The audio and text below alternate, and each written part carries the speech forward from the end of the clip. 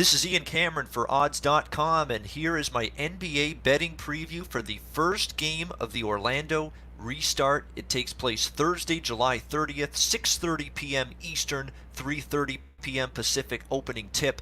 It's the Utah Jazz taking on the New Orleans Pelicans to get the NBA back and going with their resumption of their season. Again, an 8-game regular season will be taking place for all teams involved, and it all begins with the Jazz and Pelicans Thursday, July 30th.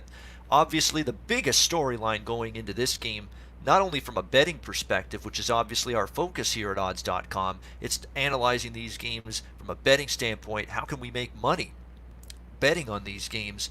That's always what we're most excited about and interested in.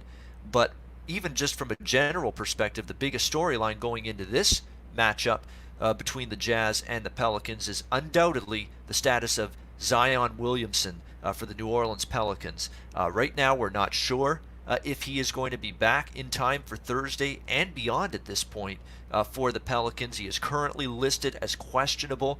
He left the bubble in Orlando, departed from his team to tend to personal matters, and his return date at this point in time, as of this recording, it's unclear. We don't know when Zion Williamson is coming back. What we do know is Zion Williamson, prior to the pandemic, which arrived in early March, he was really starting to hit his stride in his rookie season. Of course, he missed so much time early in the season. It took a while for him to make his Pelicans debut, but when he finally did, boy, he really showed the kind of franchise player and foundational piece that he can be for the Pelicans. He averaged 23.6 points per game since his return from that injury that kept him out the early part of the season. They were 12-7, the New Orleans Pelicans, in the 19 games with Zion Williamson on the basketball court, and definitely they looked like a better team, obviously, with him on the court, no question about that. Now, the key going into this game is, are you more confident in the New Orleans, and you have to ask yourself this, are you more confident in the New Orleans Pelicans with Zion Williamson? Or are you can you be as confident in them without him? Well, if you actually look at the record of the Pelicans without him, okay, early in the season, October, November, yeah, it was rough for the New Orleans Pelicans. They also had a very tough early season schedule. I think that lent itself to some of those struggles the Pelicans had. And of course, on top of that, as Zion wasn't ready to go to begin the season. But you look at the last 16 games that the New Orleans Pelicans played before getting Zion Williamson back in the lineup. 11-5 they went in those 16 games. So this team learned, how to play and better basketball and start to find some level of success without Zion Williamson. Let's not forget, Drew Holiday's had a really good season for this team, a guy that can give you 20 points in any given night from the shooting guard position. Brandon Ingram has really thrived. Of course, they got him from the LA Lakers. He is having himself a career season, more than 24 points per game on average for Brandon Ingram this season. And Lonzo Ball, the much maligned point guard who has been criticized for just bad decision making at times, not facilitating the offense as a point guard should, consistently enough, taking bad shots, a lot of that, bad defense, horrendous defense, in fact, at times from the point guard position. All of this stuff has really plagued Lonzo Ball, and he's heard the critics talk about that endlessly. But he has made strides, there's no question. He's improved his game. He's facilitating the offense. He's passing the ball a little bit more, trying to, let other players, make shots, take shots, have touches with the basketball. You don't need to jack up a bad three-point shot all the time. And I think Lonzo Ball is finally recognizing that. They bring in J.J. Redick in the offseason. That's a veteran, grizzled veteran in the NBA. Playoff experience, tons of it. Can hit you a big shot from the perimeter when you need it, a spot-up three-point shooter. They've got some ingredients and pieces to this puzzle, that make me think the Pelicans could be a dangerous team, not only in this game against Utah, this first game, but, to get into the Western Conference playoff picture and maybe even be a tough out for whoever they face in the postseason. Derek Favors is probably the other guy that's got a little bit of question marks in terms of his status along with Zion. He didn't play in the Pelicans' first scrimmage earlier this week, so keep an eye on that. Derek Favors' status clearly going to be important as well for the Pelicans. As far as the Utah Jazz are concerned, look, they've really built their team around playing good defensive basketball, being sound at that end of the court under head coach Quinn Snyder. That's really been where their focus has been the last couple of years. It's where their strength has been. They've improved offensively this year, though, because when you look at the Jazz, they are a team that, offensively, they've seen their numbers go up this year in terms of shooting the ball, in terms of their offensive efficiency. In fact, they're number 6 in the NBA in terms of offensive efficiency, points per possession.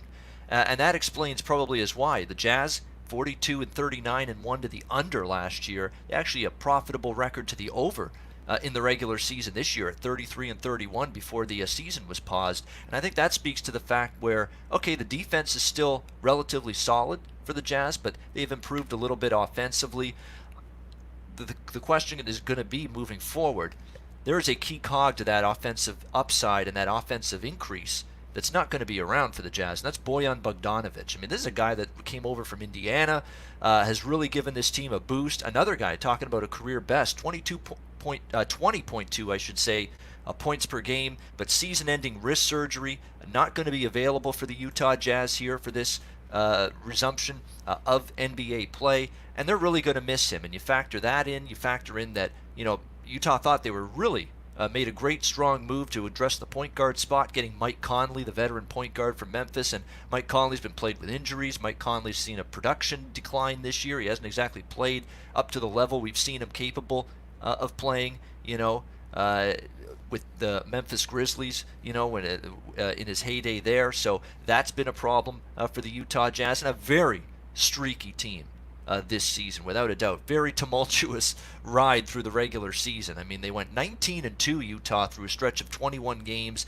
and they went on a 5-game losing streak, then they had a 4-game win streak, then they had another 4-game losing streak, and then they followed that up with a 5-game win streak. Their overall record's still very good, but, a lot of ups and downs, and they were a very streaky team. So maybe something you want to keep in mind that, if this team loses a game or two, that could continue. If they win a game or two, that streak could continue as well. Very streaky group, the Utah Jazz this year. New Orleans Pelicans get criticized a lot for being a terrible defensive team, and that's somewhat true.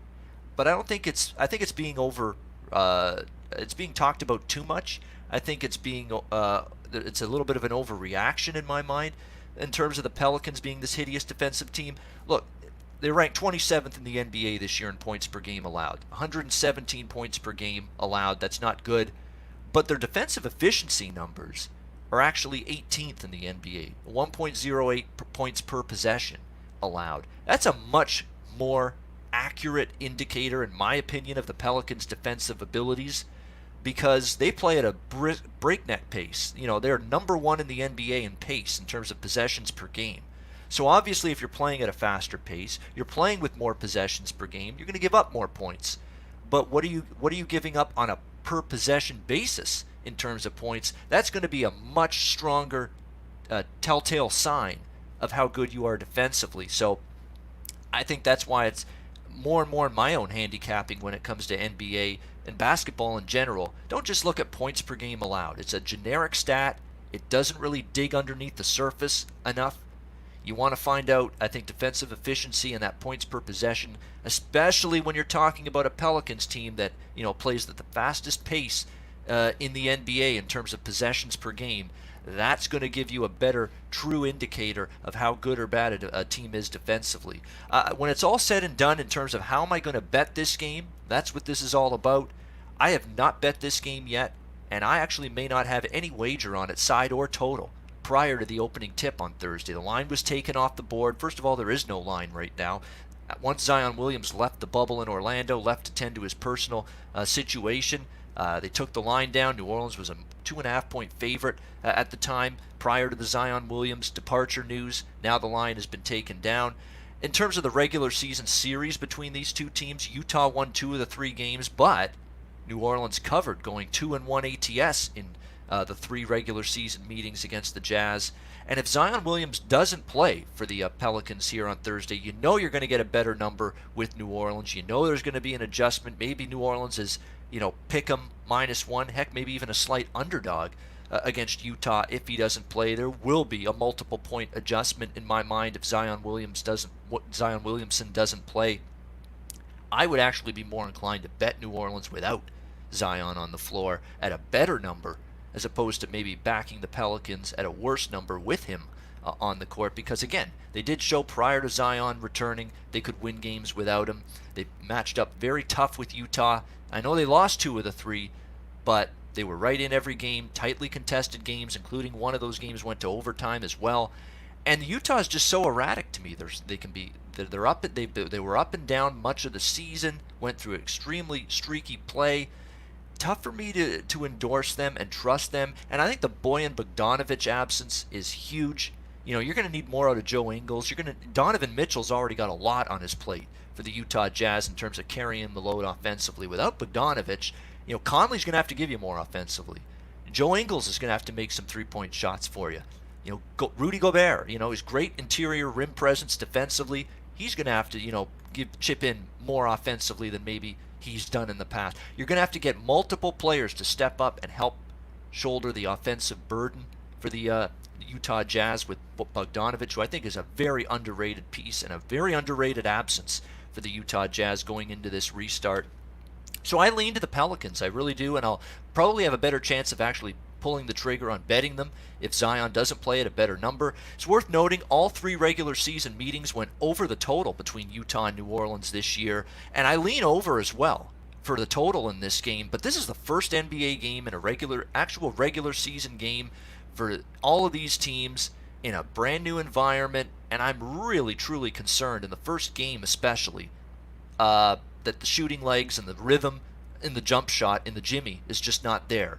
And I'm not rushing to bet any of these first games for all of these teams over the total. So I think the matchup could dictate a higher scoring game, and especially when you look at the recent series history earlier this year in the regular season. But I'm really worried about these first games, that the shooting is just not going to be in rhythm yet, and it could lead to lower scoring basketball. So it's a tricky first game out of the chute. I have no play on it yet, but I do lean Pelicans and do lean slightly over the total between the Jazz and the Pelicans. That'll wrap up my betting preview for the Jazz and the Pelicans.